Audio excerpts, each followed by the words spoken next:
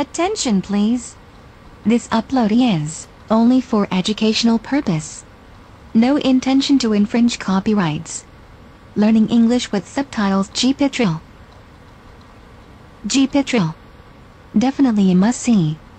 Follow us.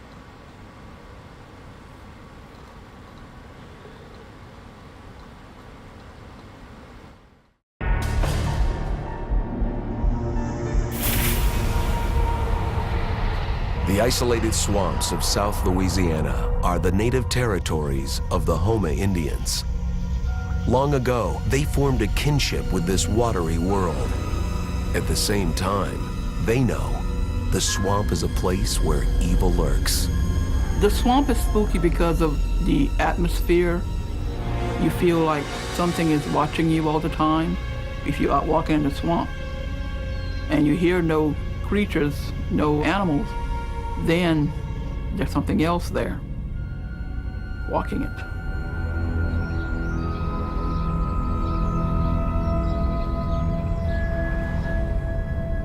Elizabeth Courteau is a Houma Indian, born and raised in the bayou in Terrebonne Parish, Louisiana.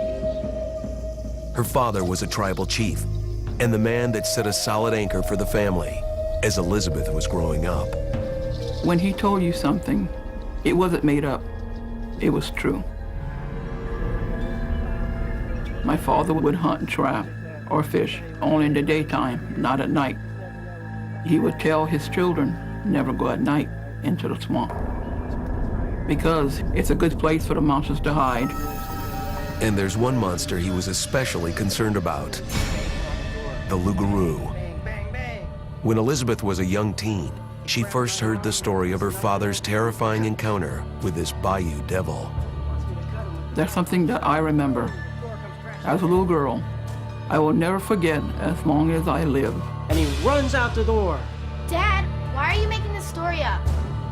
And I still get nightmares of it. I'm not making this story up. There's no way. You know what happened? The devil came to see you. The devil himself.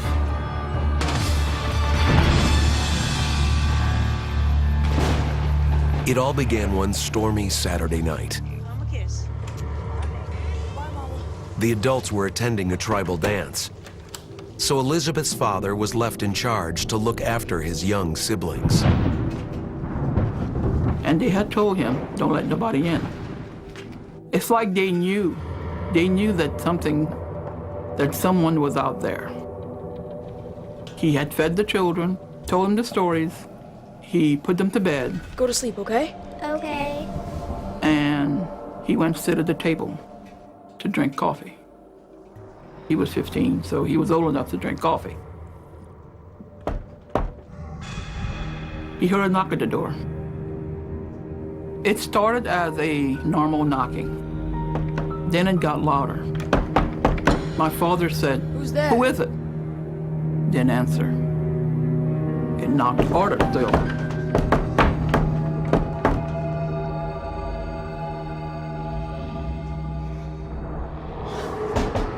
My father says, "You can't come in."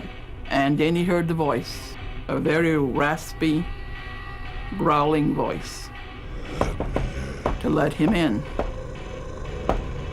And he says, "No, go away. I am not going to let you in." So when he said that, it broke the latch and opened it. My father was very terrified, but he was more afraid for the children than himself. He confronted it, and it jumped on the table on all fours. He thought that the creature was going to cut him, kill him, but it wasn't the case. He wanted my father to cut him, to deliver him from the curse, to set him free. No, no! The creature was very strong, stronger than any man. A loup-garou is a creature that is actually half human and half God knows what other kind of animal. Most people would say it's half wolf or it's half dog, but no one really knows exactly what the other half is. Could be half demon. It's not everyone that can be a loup-garou or want to be a loup-garou. I believe there's somewhat of a curse, you know, doing things that you normally wouldn't do. One of the ways is a curse. So if someone puts a curse on you, then that transforms you into a rougarou. And according to the legend, the only way out of the curse is blood. Someone who is a rougarou and they go to attack a person, and then that person cuts them and draw blood from the rougarou. At that moment, the rougarou turns back into his human form. One of the strangest things about the loup-garou, it might be the neighbor next door.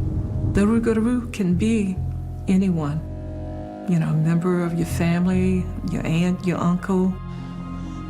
It was a realization that Elizabeth's father would come to find after his horrific night with a loup-garou. The next day, he was walking down the road.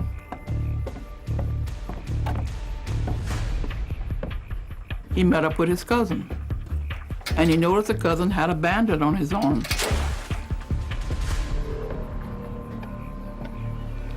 And when he saw that, he knew exactly who it was, and he avoided him. Did not want to talk to him, did not want to bother with him. When he saw his cousin the next day with that same type of wound, he realized that that was an instance where he was encountered by the loup-garou. Elizabeth's father waited years, when he was in his 60s, before telling anyone about the night he had a death struggle with the loup-garou. I said, Dad, How did you make this up? you made that up. I'm not making it up. He told me that he would swear on a stack of Bibles that that happened to him. You saw a monster? My father's story made me realize that there are things in this world that cannot be explained, that cannot be changed. My mother, she told me, she says, you know what happened to you? The devil came to see you. The devil himself.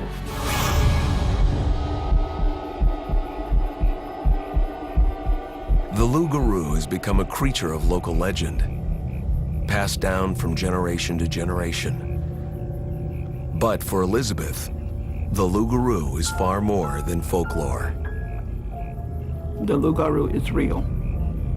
From this day, it is lurking out into the swamps and other areas.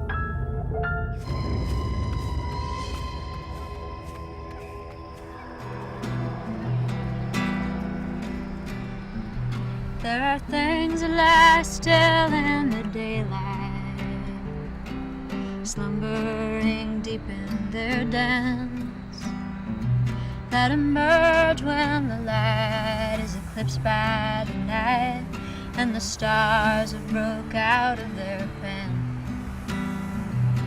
The great oaks that swallow. For people that doubt the loup-garou exists, I dare you to come and try to spend the night with us out there in the forest, in the swamp, and see what you believe after the things you see and after the things you hear.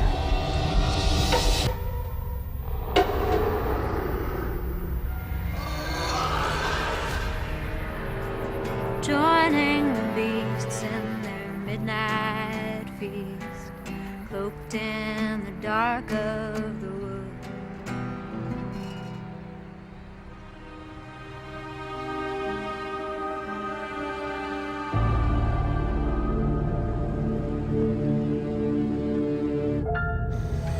"90 miles to the east, locals in Honey Island Swamp are also convinced there's something monstrous lurking, and they have the evidence to prove it.